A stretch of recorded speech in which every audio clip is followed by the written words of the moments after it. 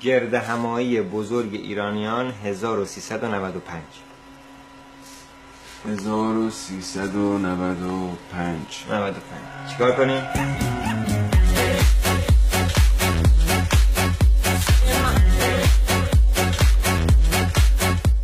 بیا بکن تو چشم. ببین تو مگه نگاه کن، مگه خود نه، ولی من پیشنهادم که بریم حشمت خان. مهم نیست. حشمت خان نه. آقا بریم حشمت خان. بگو.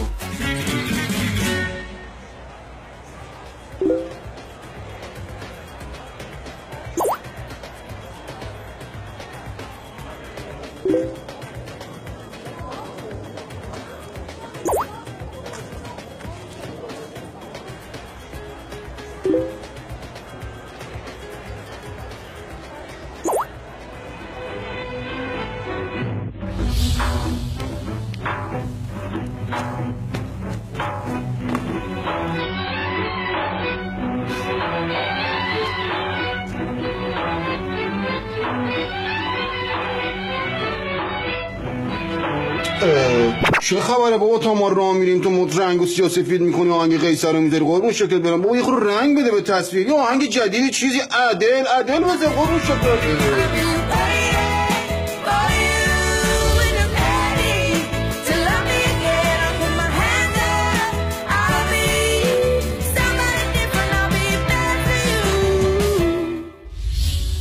Bonjour, mesdames, messieurs, je suis ravi de vous voir à Paris. حشمت خان، آقا کات کجایی داری صحبت میکنی؟ شروع شده ضبط. فرانسوی دیگه، من نگفتی واسه گرد همایی پاریس؟ گفتم بابا محلش پاریسه، اما ما داریم به مناسبت این گرد همایی با هموطنای خودمون صحبت میکنیم. چون تو من فکر کردم واسه فرانسوی داریم ضبط میکنیم. تو خودت میدونی که من خودم بچه پاریس کوچولو ام. پاریس کوچولو؟ آره. پاریس کوچولو کجاست؟ همون سمت رباط کریم، قلعه حسن خان، همون سمت دیگه، مردآباد. حشمت خان اگه اینطوری باشه ما هم کلی فرانسوی بلدیم. بیا ببینیم یه تیکی میریم چیکار مثلا امروز صبح ما کق مقبا با نون بغبغی خوردیم. مرا از من به تو نصیحت، هیچ وقت استخ نرو، نه که گوله نمکی، میترسم بریم تو هر شی.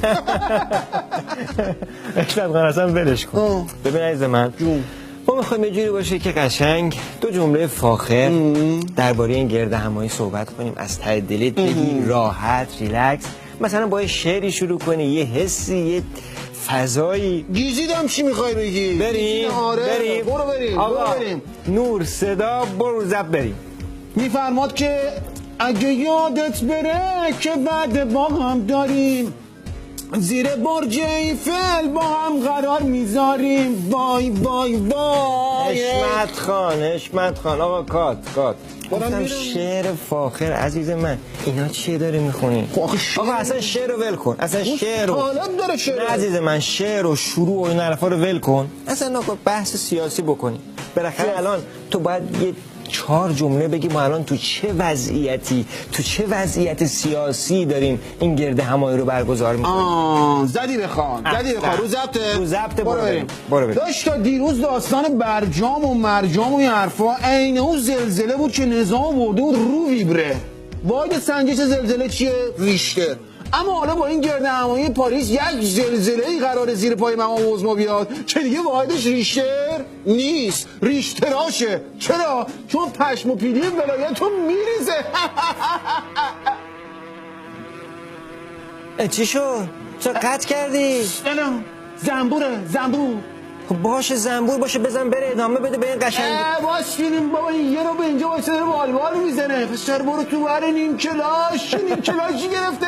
جون تو این سربالای تو اگه میرفتی تا حالا 3 تا صفحه کلاش تو زونده بودی. بالا به خدا. ایشون کی باشن؟ داداش عقبی آقا پشتی شکام کشتی. مرا جانم سلام نکه. بابا سلام علیک وسط ضبط اومد نور رو درست کرد رفته که سلام نداره. نه واسه خاطر تربیتشه. آره واسه خاطر تربیتشه. دور زمونه شده به خدا. میدونی چرا پررو شدن؟ چون قنداقشون نکردن. میدونی بچه که قنداق بشه و دست پاش بسته باشه از همون اول احترام بزرگتر نگه می‌داره. والا به خود ما رو میکردن تو دومت پارچه همچین میچیدن که انگار میخوان پستمون کنن جیرفت. والا الان بچه 6 ماه تخت طاووس داره واسش موزیک لایت میذارن با نور کم میخوابه. اون وقت زمان ما میذاشتن اون رو پاهاشون عین اون سانتریفوژ انقدر تکونمون میدادن تا پلاسمای خونمون جدا میشد میرفتیم تو کما. بعدم میگفتن نگاه کن چه معصومانه خوابیده. حشمت خان من از شما خواهش میکنم بابا والا بلا وقت نداریم. نیم ساعت وقت منو تلف کردی تو. ما 5 دقیقه قبلش می‌خواستیم مصاحبه بگیریم بریم. جون آقا مهران بحث مصاحبه و اینا نیستش که. خودت میدونی که من سالهای سال با MBC، BBC، PBC، WC، MRI چه میدونم USB همه اینا کار کردم. اما چون تو این صحنه فاز نمیده. یعنی حس مصاحبه تو این صحنه نیست. آقا ما چیکار کنیم حالا حس مصاحبه تو این صحنه بیاد؟ دوربین هست ما اینجا در خدمت شماییم بگو بریم دیگه. اصلشو می‌خواستی حقیقت باید اینجا یه منقل را مینداختیم. 6 سیخ جگر مخلوط میزدیم 2 تا خرخره بغلش میذاشیم رو آتیش تو باد میزدیم من یه قلیون 2 سیب میکشیدم دود میزد بالا مصاحبه میکردیم حس میداد فاز میداد. منقل چیه؟ قرقره چیه؟ قرقره نه بابا خرخره. حالا هر چی اصلا شما بشین بگو ببینم شما چی پشت رول ببینم تو چی میگی. من بشینم هر چی تو میگی ما هم همونو میگیم بگو. باشه اگه بحث اینه که میخوای ببینی چی جوری باید مصاحبه کنی باش برو ببین قشنگ میشینی راحت ریلکس چش بیننده ها بعد مثلا یه بیت شعر قشنگ با فضای برنامه بخونه ارتباط داشته باشه مثلا سلام و احوال پرسی میکنی بعد مثلا اینجوری نگاه ساقی به نور باده برافروز جام ما مطرب بگو که کار جهان شد به کام ما. نه چی شد؟ حقیقت ما گفتیم بعد بریم 6 سیخ جگر بندازیم این تو خودمون دوتا یه منقلی را بندازیم یک قشقره راه انداخته که اون سرش ناپیدا بعد خود مطرب و برادرای ساقی و دیوید بکام و همه رو جمع کرده آورد تو استودیو. عزیز من گفتم جهان شد به کام ما. دیوید بکام کیه؟ ببین مهران ما رو رنگ نکن ما خودمون صافکاری لازمیم. الان تو خیالی نبود باشه هر چی تو بگی هر وقت گفتم شروع کن. یه لحظه وایسا.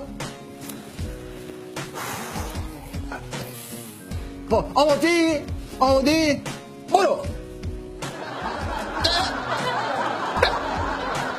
چی شد؟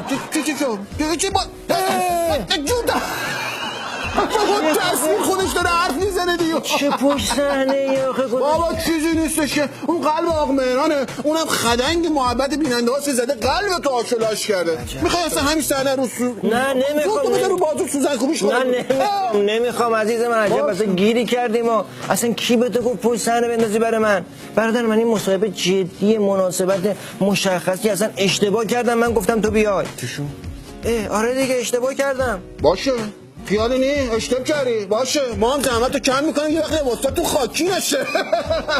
حالا خدا جاده خاکیاش با ما سنگ فرش شانزلیزه با شما.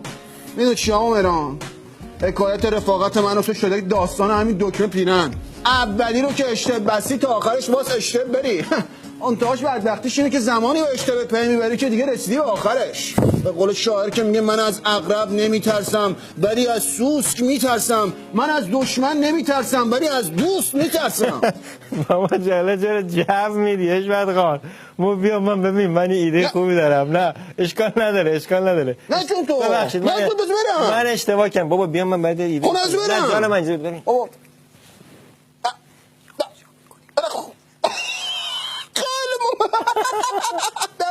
آقا بریم من و تو یکی شوریم از هر شعله‌ای برتر که شکست را بر ما چیرگی نیست چرا که از عشق رویینه تنیم. شادمانه باش کوچه ما تنگ نیست و شاهراه ما از معبر تمامی آزادی ها می‌گذرد. باز هم دور هم جمع میشیم تا صدای ایران رو به گوش دنیا برسونیم. بعد ما گرد همایی بزرگ ایرانیان در پاریس